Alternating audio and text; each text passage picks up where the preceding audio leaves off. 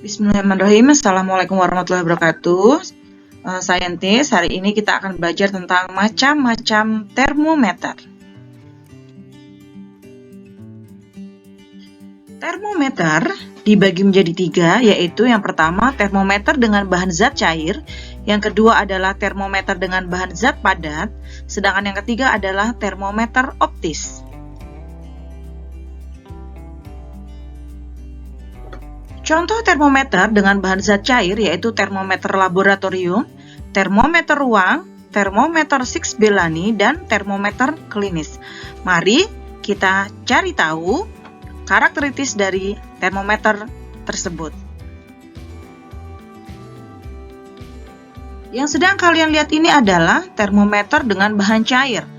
Yang pertama contohnya adalah termometer laboratorium. Alat ini biasanya digunakan untuk mengukur suhu air, dingin, atau air yang sedang dipanaskan. Termometer laboratorium menggunakan raksa atau alkohol sebagai penunjuk suhu. Termometer berbahan cair yang kedua adalah termometer ruang. Termometer ruang ini biasanya dipasang pada tembok rumah ataupun kantor. Termometer ruang mengukur suhu udara pada suatu saat.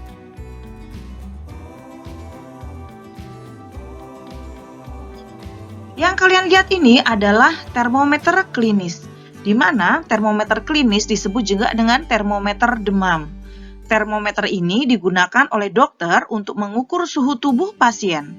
Ketika mengukur suhu tubuh, volume raksa pada tandon atau reservoir memuai melalui penyempitan sampai kolom suhu maksimum tubuh dicapai.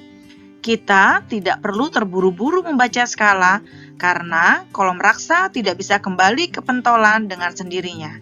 Skala umum dari termometer klinis adalah 35 derajat Celcius sampai 42 derajat Celcius.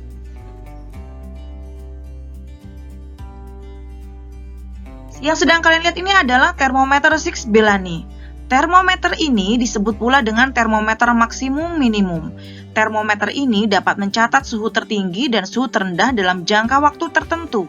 Digunakan dalam sebuah rumah kaca berisi alkohol dan raksa. Skala yang digunakan ada dua, yaitu skala minimum pada pipa kiri dan skala maksimum pada pipa kanan. Yang sedang kalian lihat ini adalah termometer dengan bahan zat padat.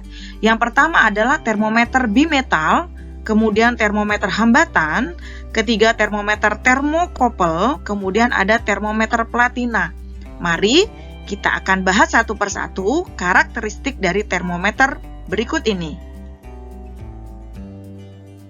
Termometer dengan bahan padat yang pertama adalah termometer bimetal, di mana termometer ini menunjukkan adanya perubahan suhu dengan prinsip logam, menunjukkan sifat termometrik zat atau pemuaian keping logam.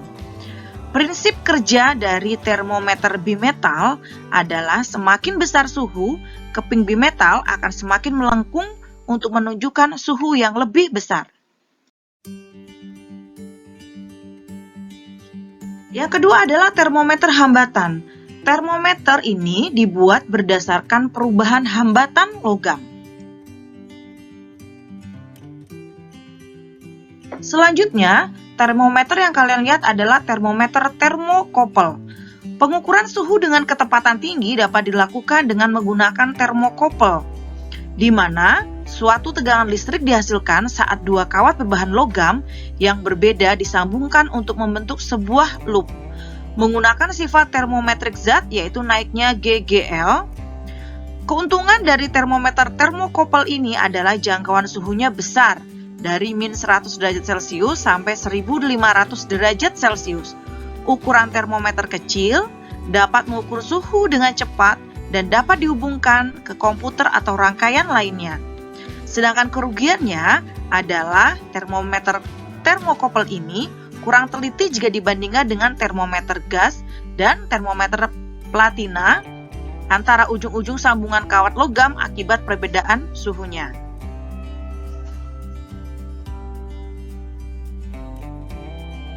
Termometer platina di mana termometer ini menggunakan sifat termometrik zat, yaitu hambatan listrik kawat platina yang berubah terhadap suhu. Prinsip kerja dari termometer platina yaitu ketika suhu naik, hambatan listrik platina naik. Keuntungannya, jangkauan suhunya lebar antara min 250 derajat Celcius sampai 1500 derajat Celcius. Kerugiannya, suhu tidak dapat dibaca secara langsung dan pembacaan lambat sehingga tidak sesuai untuk mengukur suhu yang berubah-ubah.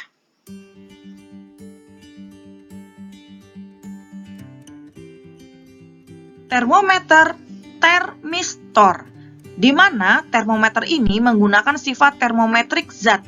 Ketika suhu naik, hambatan termistor akan turun.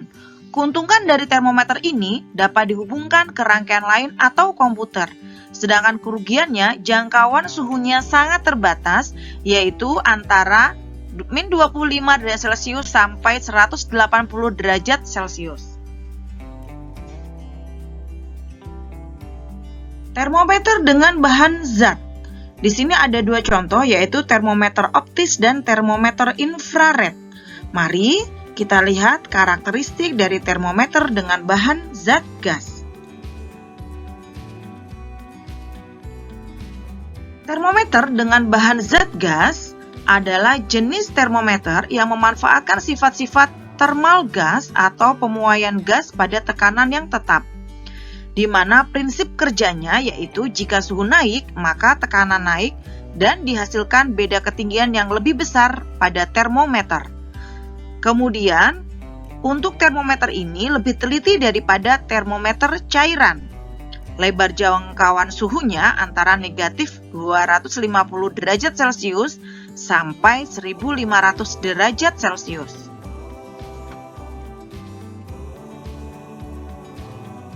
Termometer optis. Prinsip kerja pirometer adalah dengan mengukur intensitas radiasi yang dipancarkan oleh benda-benda yang suhunya sangat tinggi. Spirometer dapat digunakan untuk mengukur suhu antara 500 derajat Celcius sampai 3000 derajat Celcius.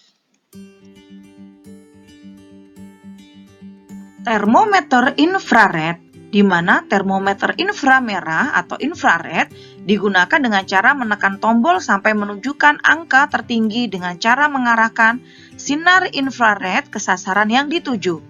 Sinar yang diarahkan ke benda yang diukur akan memantul dan pantulan tersebut direspon oleh alat sehingga termometer infrared menunjukkan skala suhu yang tepat. 3 sifat utama dari termometer. Yang pertama adalah kepekaan atau sensitivity, aspek yang mengacu pada kemampuan termometer untuk mengukur beberapa perubahan suhu.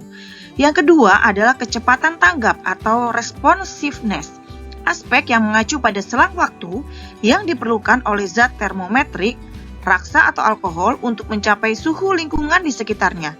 Yang ketiga adalah kelinearan atau linearity, adalah aspek yang mengacu pada pemuaian volume cairan yang seragam pada semua suhu.